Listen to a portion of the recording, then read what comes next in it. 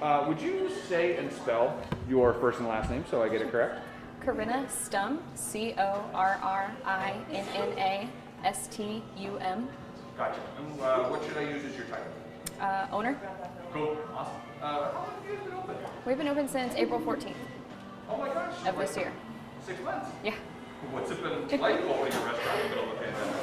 It has its challenges, but we have had incredible support from the West End specifically, and a lot of visitors in Airbnbs and B&Bs in the area. So it's been going really well. We have an incredible crew, and we've stayed pretty busy. So yeah. There's a lot of places that are facing workforce shortages. Was it hard to get staff to sign on to open up? For our service teams in the front of the house, we didn't have as much of a challenge, but our kitchen staff, we just recently in the last 3 weeks have been able to hire one person in the kitchen. So that still poses us challenges. So were your front of house staff going back and preparing meals as well? I was in the kitchen most of the summer, yes. So my husband and I were making all the food for all the guests while the service team ran service in the front. Holy cow. Yeah. I just got finished working in a commercial kitchen for the first time, so I have a tiny sense of what you've been going through, Fun. and that is hard. Yeah. Well, cool.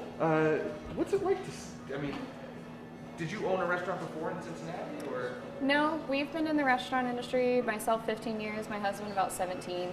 And prior to this, I was doing consulting for restaurants who were experiencing struggles during the pandemic, really trying to help them keep financially afloat and adjust their operations and pivot as they needed to for success through the pandemic. Sweet. Do you need to help them, or are they joining? I think they're Okay. So then, had you always wanted to open your own restaurant? Like, how did that kind of turn out? Yeah, we did. We were married 2 years ago, and very early on decided that someday, when the time was right, we would open a restaurant. And that just happened to be in the middle of a pandemic in a state we had just moved to a year later. What made you move to here? We were looking to take a vacation, and the more research we did in Portland, we absolutely loved the food scene and the accolades that it had. And we said, well, let's just move there and live a little vacation, and got here and decided we're probably never leaving. I mean, almost a little bit of a gamble. Yeah, absolutely. Totally blind move. Neither of us had been to Portland before. We didn't make it up here to look at apartments or anything. So it was a big risk, but that's kind of our theme, as you can tell. Yeah.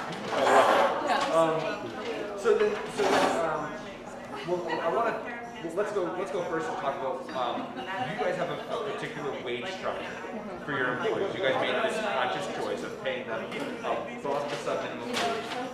With tips on top. Tips on top. So you're paying a minimum wage and tips on top. Correct.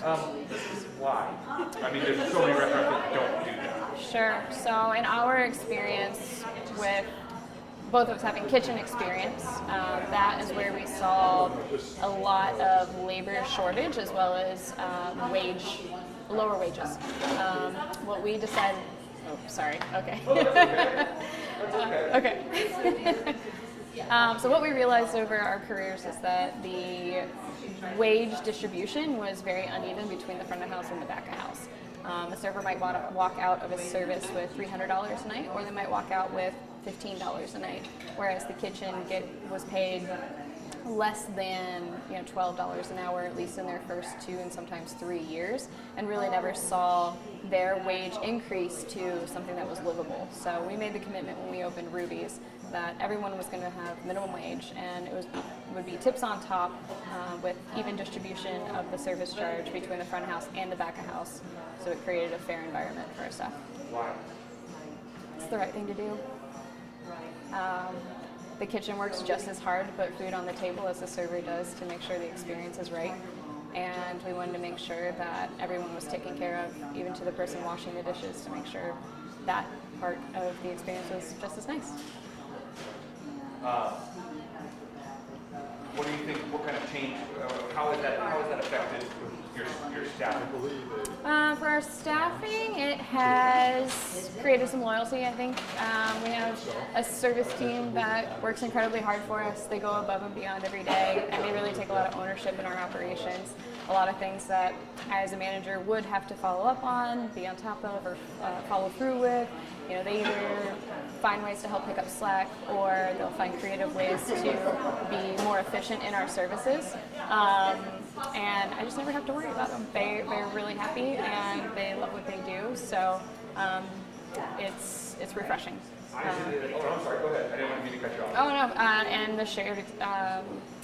the shared responsibilities for the kitchen. So everybody jumps in dish if it's running behind. You know, everyone runs food, and on occasion they help me bake the pastries in the morning. So yeah. Is it so? What I'm sensing from you, and you tell me if this is, if I'm interpreting this correctly, is essentially it's a return on investment. Absolutely, absolutely. So what we've done to cater to the service charge model is really look at the way that we structure our finances.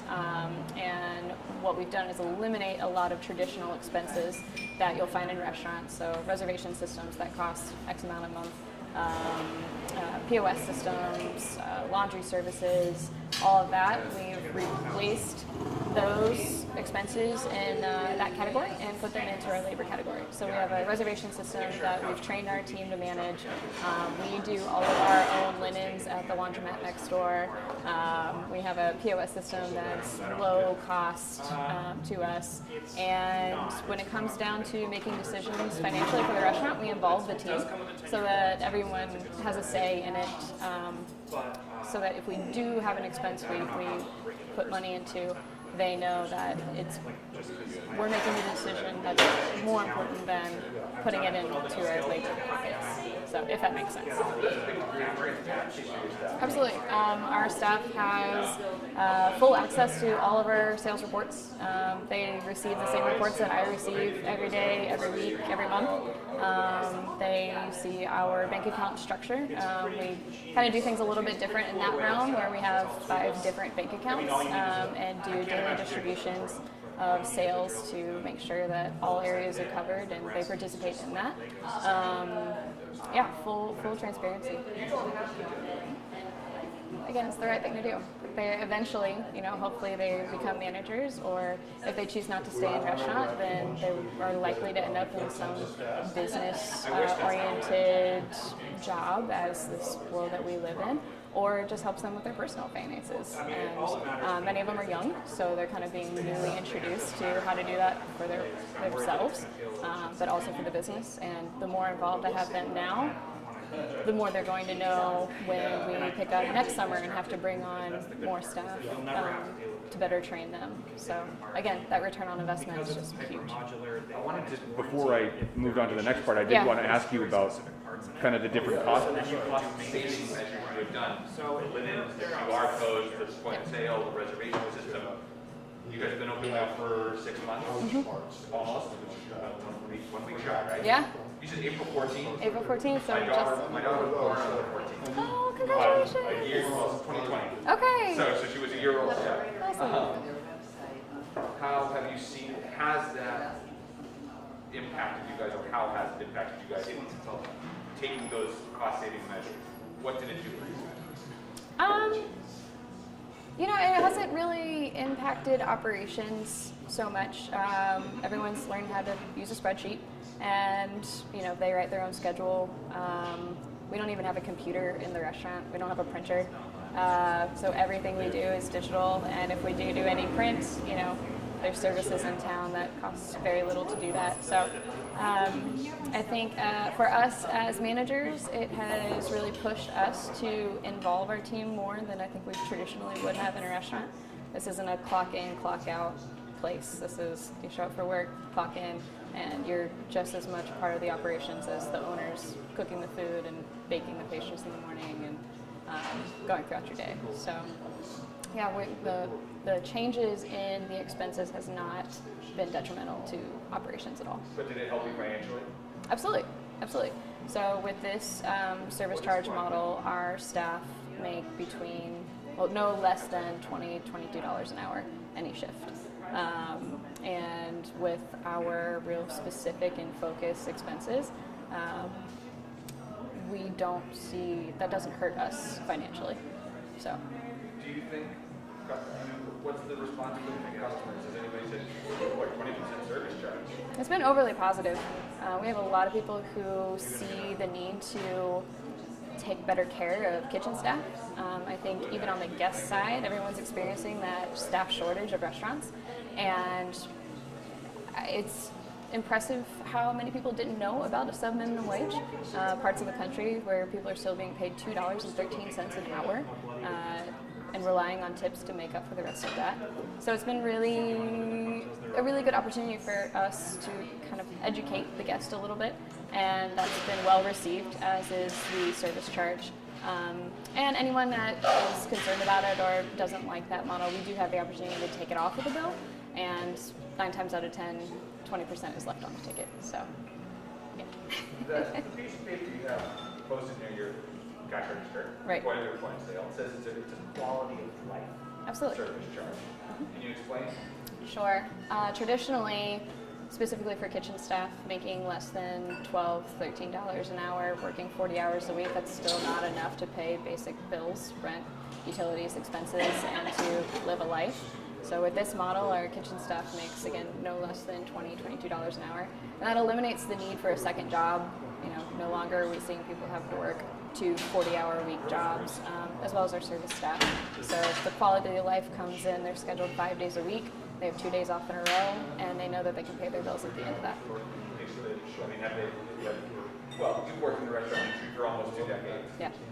Was this a model you had seen somewhere, or was it the opposite? You've never seen it and wanted to do it. How did that come to be? I've never seen it before. I have heard of people travel to Europe, where I haven't been there myself, but and heard about this service model charge in Europe, and so did a lot of research on that and how that worked. I did a lot of analysis on different wage models and increasing menu price to supplement the income for labor wage. And the service model structures seem to make the most sense, both on the guest side as well as the employee side, as well as for us as the owners. I feel great. Yeah, I have an amazing team. Yeah. They are, absolutely. They're emotional. They're awesome.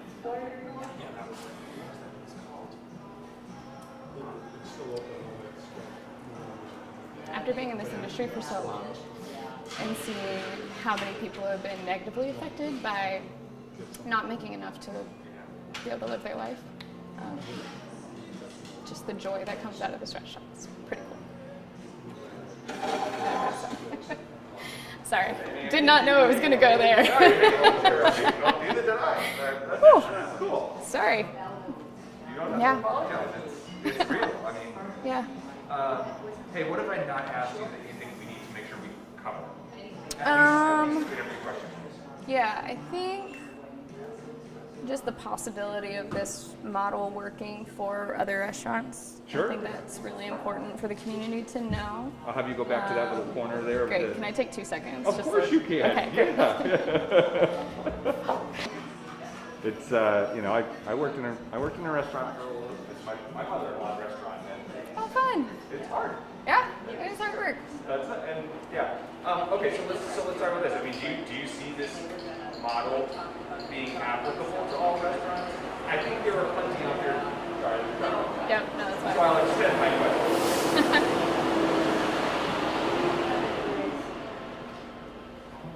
I think there are a lot of business owners that just there might be some that would just instantly write it off. We can't afford that. Not with the number of staff, the amount of hours we're open. Why do you think this is replicable? Sure. This last year, not just the restaurant industry, but I think we've all really been challenged on how to survive the pandemic financially, first and foremost. And everyone's coming up with a lot of creative ideas on how to pivot operations to make that happen. And I think if we can all use that same creative energy to find a solution for wage and wage reform, whether policy goes into place or not, I think that absolutely anyone can use this model in a tip structure and get rid of that sub-minimum wage, pay your people minimum wage with tips on top. Traditional POS, the reservation system, etc. It's a little more work on us, but as we have, over the last 6 months, as we've trained the team to learn how to substitute those operations with either manual labor or creative solutions with technology. QR codes is a great example. We haven't felt that burden, that financial burden of making the switch. So I think it's doable for everybody.